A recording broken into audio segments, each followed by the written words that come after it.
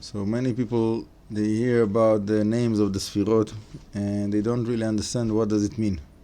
ketter, chokhmah, binah, chesed, gvura, tiferet, netzach, hod, yesod, malchut. What do you do with all of those terms?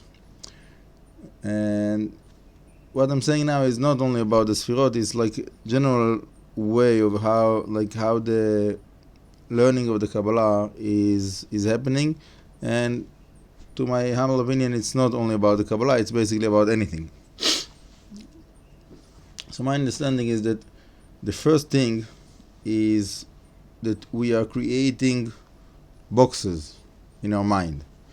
Meaning, you learned that there is 10 Sefirot, and you have the names of the 10 Sefirot, like I said, right? And you don't know what is there, what is the meaning of that, but you know that there is, let's say, 10 boxes, that the first box is called ketter, second box is, okay, so what did you get here?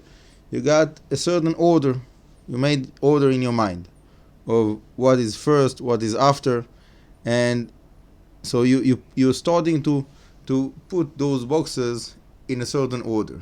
Sometimes you're changing the order, okay? But what is the content within the box? What is the understanding?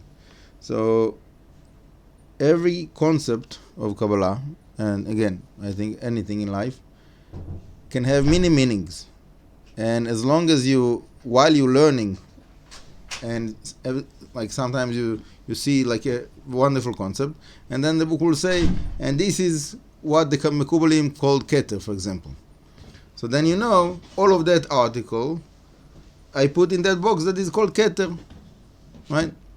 And slowly you have more content within those boxes. And obviously you have to organize like the content within every box.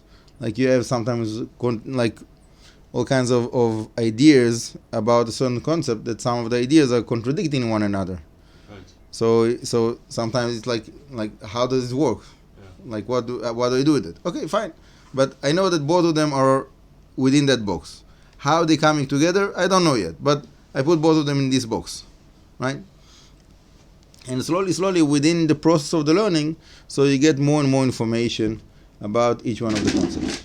So let's say just to explain that each one of those concepts, you can literally make a whole book just to explain this one concept. Yeah, you can write like a whole book about like what is ketter. I was afraid that was the answer. Okay, but the fact that every concept is infinitely wide. And every concept of the Torah is infinitely wide, because the Torah is infinitely wide.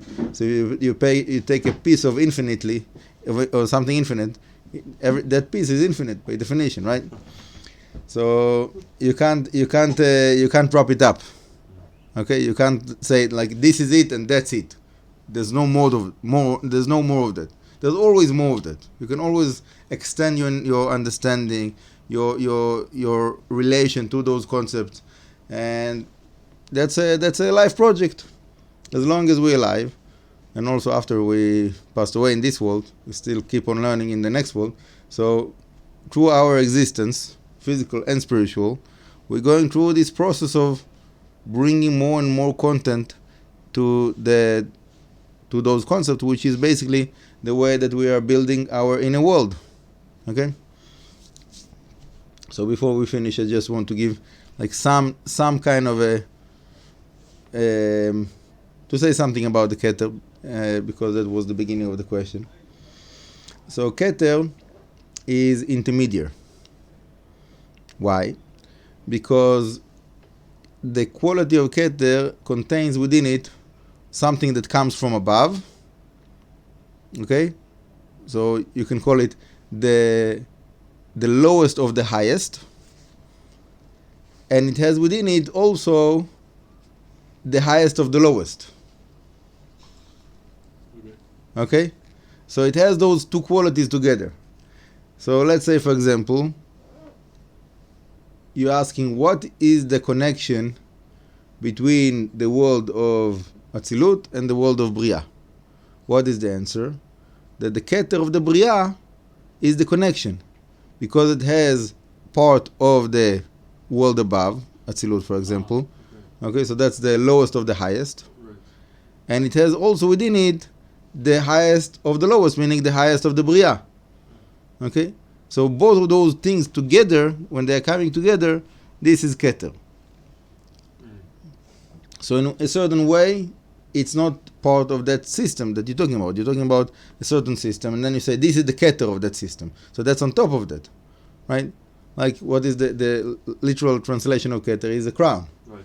So the crown is part of the king, is on top of the king. You put it on top of the king, right? Yeah. So that's ketter, something that comes on top. It's not exactly part of the structure. It relates to the structure, but it's not really part of the structure.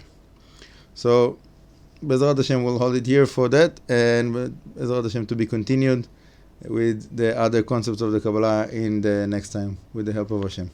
Bracha v'atzlacha.